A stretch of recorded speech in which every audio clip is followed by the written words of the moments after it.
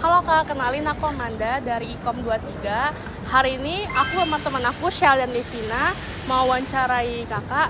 Nah, sebelumnya makasih udah mau ngulangin waktu Kakak buat diwawancarai sama kita. Sebelumnya boleh kenalin nama Kakak siapa? Perkenalkan, nama saya Yudiran, asal saya dari Jayapura, Papua.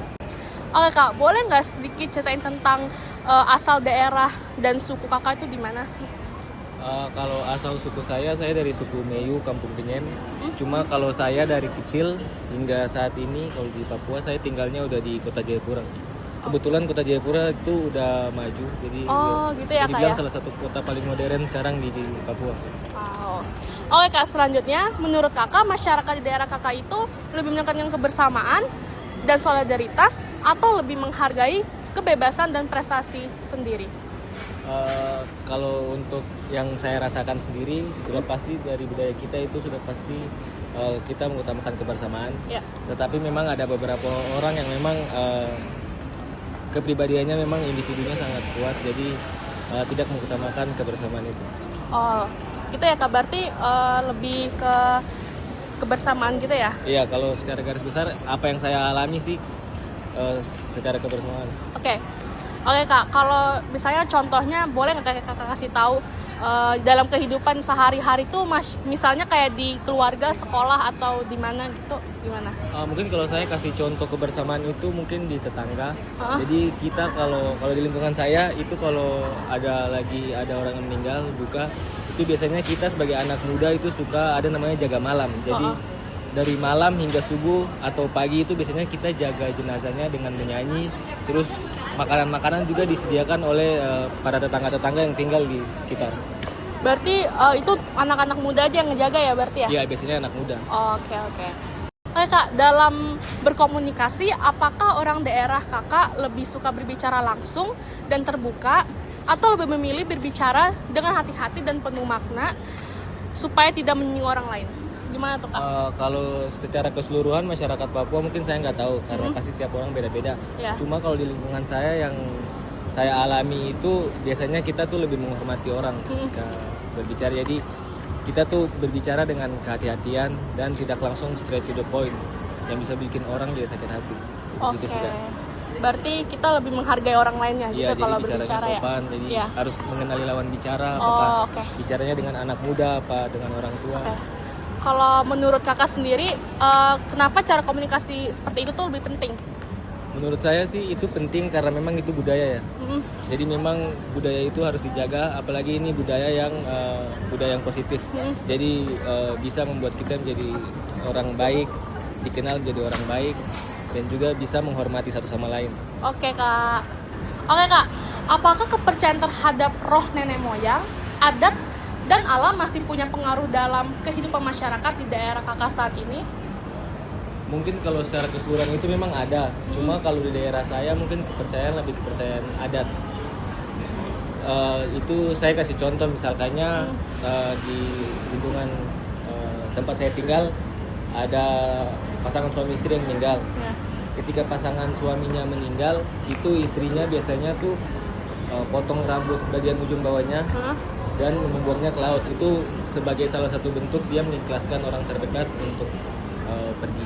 Berarti itu di semua di daerah Kakak semua begitu juga ya?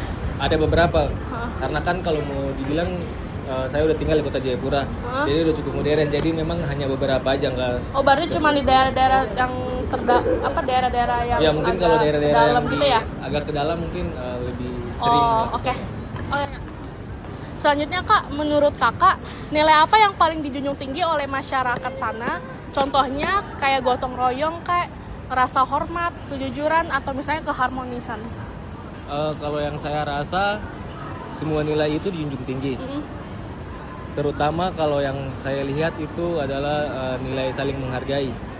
Kalau di Jayapura itu antar umat beragama itu saling menghargai. Saya kasih contoh misalkannya kalau pada saat ibadah Natal biasanya itu yang jaga parkiran, terus yang menjaga ketertiban lalu lintas itu biasa pemuda-pemuda dari masjid.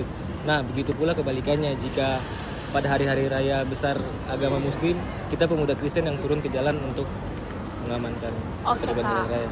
Berarti memang anak-anak mudanya atau ada orang tua juga ikut campur buat ngurus-ngurus begituan? Kalau di Jayapura sendiri sih kita mulai dari anak muda, jadi Anak muda ya? anak mudanya. Oke Kak, next nih. Apakah masyarakat Papua itu punya rasa bangga yang tinggi terhadap identitas dan juga budaya mereka, atau justru cenderung rendah hati dan mudah menyesuaikan diri? Gimana tuh? Kalau pandangan saya sebagai anak muda, kami tentunya sangat bangga. Apalagi saya melihat juga teman-teman saya sangat bangga dengan tahu bahwa kita ini memang berasal dari Papua. Saya bisa kasih contoh, misalnya kita itu tetap masih sering menggunakan tas asal Papua yaitu noken. Terus juga kita sering menggunakan batik dari Papua. Dan juga kita walaupun di daerah sini kita masih tetap berbicara menggunakan bahasa Papua. Berarti masih budaya logat-logat Papuanya masih ada ya? Iya, masih ada walaupun kita biarpun kan udah ngerantau gitu ya. Oke Kak, bagaimana masyarakat budaya menanggapi perubahan zaman seperti teknologi, pendidikan, dan juga gaya hidup yang modern sekarang ini?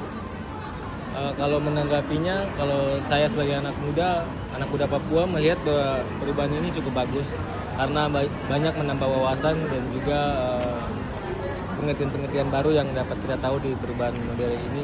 Cuma memang ada beberapa hal di perkembangan zaman ini yang membuat kami anak muda Papua seringkali melupakan budaya kita.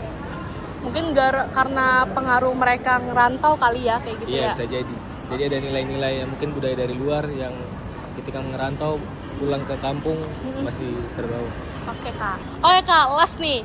Menurut Kakak, apa tantangan terbesar agar budaya Kakak itu bisa tetap bertahan di tengah pengaruh budaya luar dan juga globalisasi yang sekarang terjadi di kita?